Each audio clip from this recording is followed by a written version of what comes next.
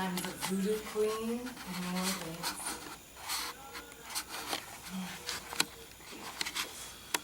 Queen. They call me a queen. My people come from Haiti. I'm the first person without shackles on my wrists. And they call me a queen. I'm a healer. I spend most of my time in the prisons. They lock up people of color for anything since the Civil War. I saw my people die from broken hearts, broken backs, and now they die in the prisons. I sit with them and I tell them they are free. They're free. I spend the rest of my time convincing politicians and white men to set my men free, and I usually get my way. And then they say they've been voodooed. Black magic. Call me a bitch, call me a witch, call me a voodoo doctor. If it keeps blood from another man's hands, it's fine with me. I wasn't always a healer. I used to be a hairdresser. Cut a white person's hair and they will tell you anything and everything. But my grandmother was a voodoo priestess, a healer in Haiti. My mother was here, and I was a healer. But I hadn't had my calling. I didn't know what my gift was. So I prayed. I prayed up. I prayed down. I prayed to the snakes. I prayed to my alligator. Can you all see it?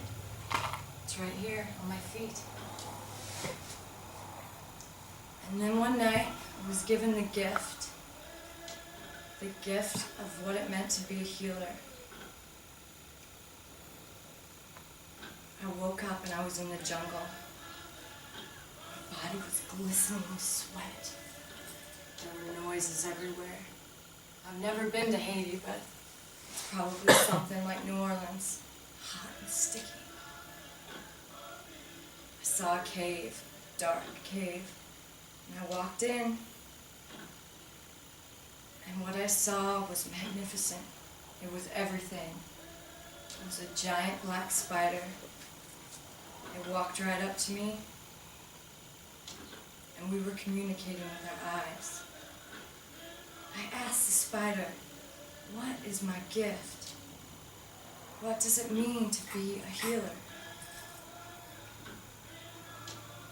The spider jumped across the wall and started spinning its web, furiously, purposefully.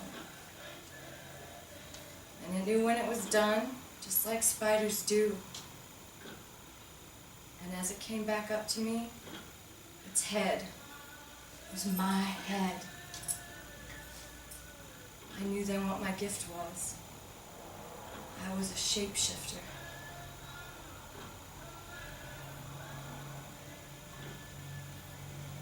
To be a shapeshifter means you can find the medicine. The earth heals itself, the rivers heal itself, even my alligator heals itself. But us people, we build up walls and prisons. We put people in prisons. We hide the medicine from our bodies, from our minds.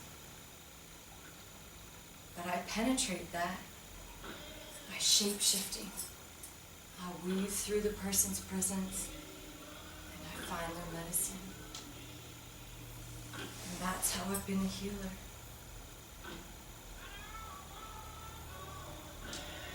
I once asked Dr. John, my lover and confidant, what it meant for him to be a healer.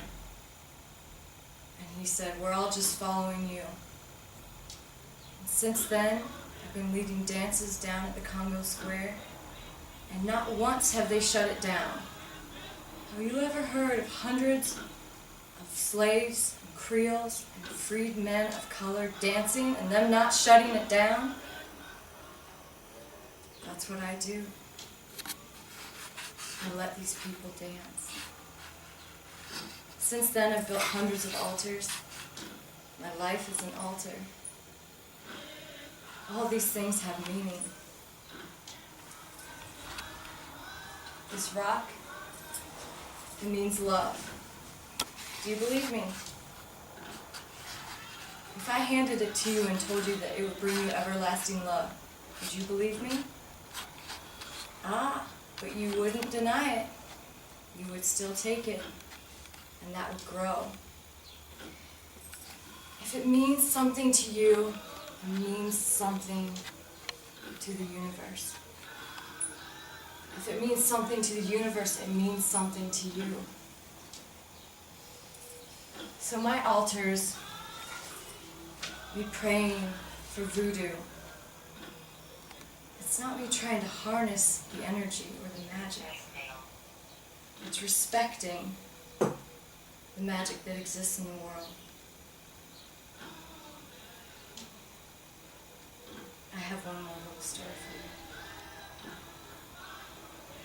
I was sitting down at the river one night. People were mourning. They were walking down the river. Black folks, white folks, Creoles, everybody. New Orleans was sad. They were crying. I asked the little girl what they were crying about, and she said, Marie Laveau is dead. She said, the voodoo queen is gone. And I laughed, because I was here as I ever was. A month from that time, I appeared on a riverbank, and my people were dancing. And I asked the people, what are you dancing for? They said, it's been a month since Marie Laveau died. And I laughed. People still see me all the time. I don't know if I'm dead or not. One thing I do know is that my people keep dancing. And that is my